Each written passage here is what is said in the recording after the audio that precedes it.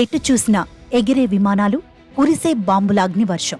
అంత దారుణ ఉన్మాదం ప్రపంచాన్ని కుదిపేస్తున్న దారుణం అందర్నీ కదిలిస్తోంది. పశ్చిమాసియాను గత 10 నెలలుగా కుదిపేస్తున్న గాజా యుద్ధంలో మృతుల సంఖ్య 40,000 దాటింది.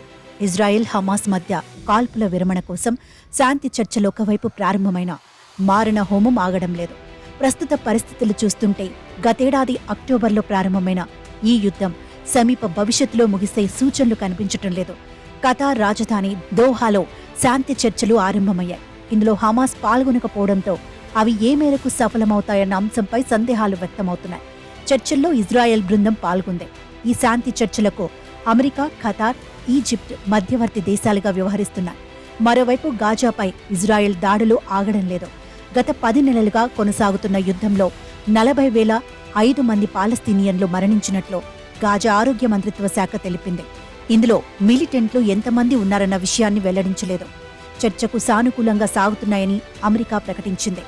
గాజాలో బతికి బట్టగట్టడానికి సురక్షిత ప్రాంతమంటూ లేదు. ఎక్కడకు వెళ్లినా పాలస్తీనియన్లను బాంబులు వెంటాడుతూనే ఉన్నాయి.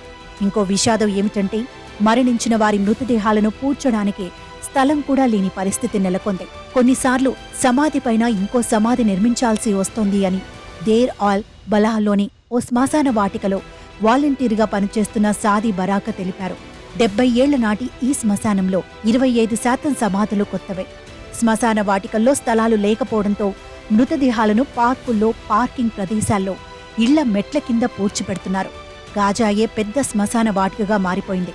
బతికున్న వారు కూడా దాదాపు చనిపోయినట్లే. కాకపోతే వారు తమ వంతు ఎప్పుడొస్తుందా అని ఎదురుచూస్తున్నారు అని గాజా విషాదంపై పాలస్తీనా రచయిత యూస్రీ వ్యాఖ్యానించారు.